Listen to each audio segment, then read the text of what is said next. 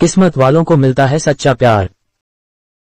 Sajid New York अपने business meeting के लिए गया था और अब वहां का सारा काम खत्म करके आज इंडिया लौटा था। साजिद मुंबई एयरपोर्ट पर इंतजार कर रहा था अपने ड्राइवर का, क्योंकि उसके ड्राइवर ने बोला था कि वो एयरपोर्ट पिक करने के लिए आने वाला है। काफी टाइम हो गया था लेकिन वो नहीं आया और न ही उसका कॉल लग रहा था। कुछ देर बाद साजिद का फोन भी स्विच ऑफ हो गया क्योंकि चार्ज नहीं था।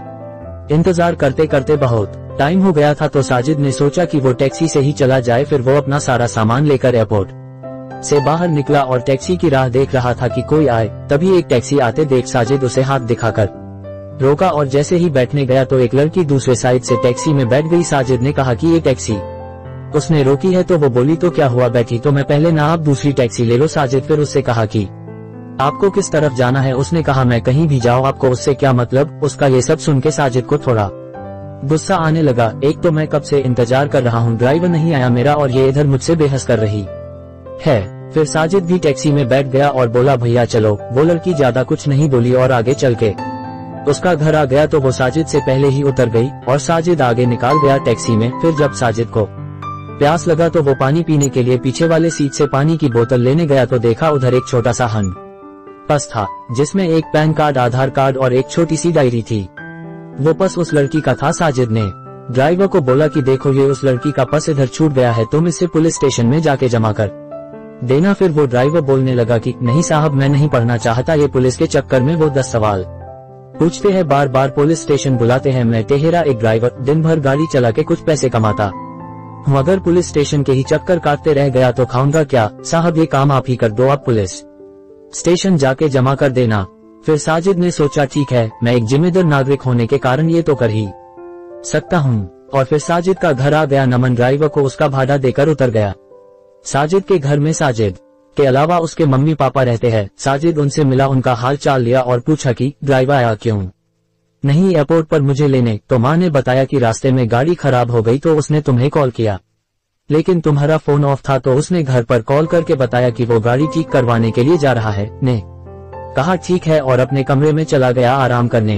जब साजिद शाम को सोकर उठा तो अपना कमरा ठीक करने में जुट गया जो कि बहुत बिखरा हुआ था। तभी साजिद को वो उस लड़की का पस दिखा जो उसे गाड़ी में मिला था। साजिद ने उसे खोला तो उसमें डायरी था। उसे निकाल के देखा, उसमें कुछ फोन नंबर लिखे हुए थे।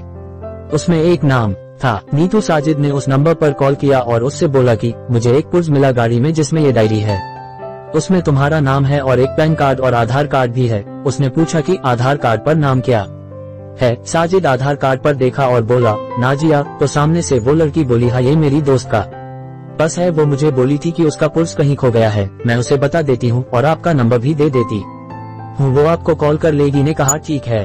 थोड़ी देर बाद एक नंबर से कॉल आता है। फोन उठाते ही सामने से एक लड़की बोलती है मेरा पुर्स आपके पास है।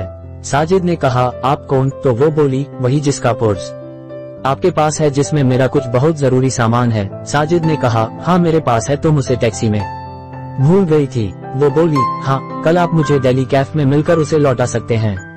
मैंने कहा हाँ। वो थैंक यू बोलकर कॉल रख दी। अगले दिन साजिद कैफे गया उसका पर्स लौटाने के लिए। साजिद सही टाइम पर पहुंचा था लेकिन नाजिया लेट थी। साजिद रुका था उसके लिए। कुछ देर बाद वो आई। आज वो बिल्कुल अलग ही लग रही थी कल से। उसके लंबे घने बाल थे जो खुले हुए थे। उसने सफेद और नीले रंग का सलवार कुर्ता पहना था। कनों में सुंदर से झुमके भी थे। साजिद उसे बस देखता ही रह गया। वो धीरे धीरे की तरफ चली जा रही थी। साजिद का ध्यान ही नहीं था, वो बस उसे देखे जा रहा था। फिर वो बोली हेलो, ध्यान कहाँ आपका, मैं कुछ पूछ रही हूँ। तो साजिद जल्दी से उठ गया और बोला हाँ आओ, मैं तुम्हारा ही वेट कर रहा था। वो बोली हाँ सॉरी मुझे थोड़ा लेट हो गया। साजिद बोला कोई नहीं ठीक है। फिर साजिद ने कहा कॉफी।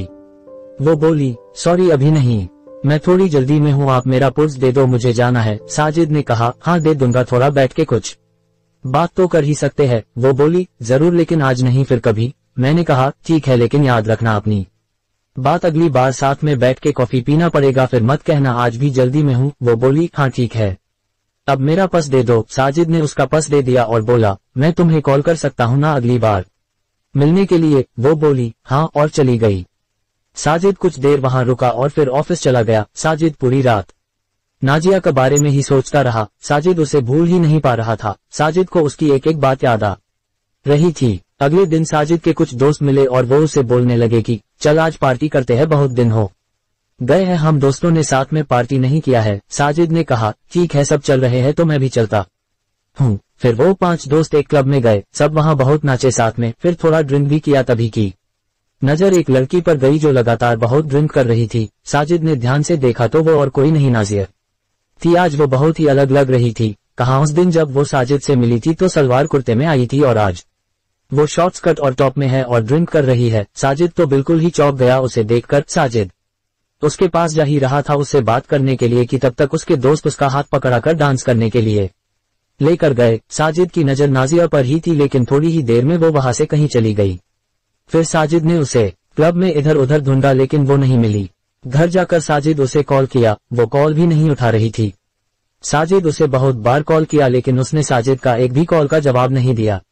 अगले दिन फिर नमन उसी टाइम पर क्लब गया था कि अगर वो आ जाई तो वो उधर ही उससे पूछ लेगा। साजिद अंदर जाकर वेट कर रहा था, लेकिन वो नहीं आई आज। फिर साजिद ने उसे कॉल किया, इस बार उसने कॉल उठाया। कॉल उठाते ही नमन उससे पूछा, कहाँ हो तुम? वो बोली, क्यों, क्या हुआ? मैंने उससे बोला कि कल मैंने तुम्हें क्लब में देखा था, तुम हद से ज्यादा ड्रिंक कर रही थी, क्या हुआ है? तुम्हें कोई किसी बात का टेंशन है क्या? वो बोली, नहीं, और कॉल कट कर दी। नमन फिर उसे कॉल लगाया तो उसने कॉल नहीं उठाया। इस बार साजिद वहां से घर चला गया। घर आकर उसने नाजिया को मैसेज किया कि अगर तुम्हें कोई किसी बात का टेंशन है तो मुझे बता सकती हो। उसका कोई रिप्लाई नहीं आया। 2-3 दिन हो चुके थे, अभी तक अनिशा ने कुछ नहीं कहा था।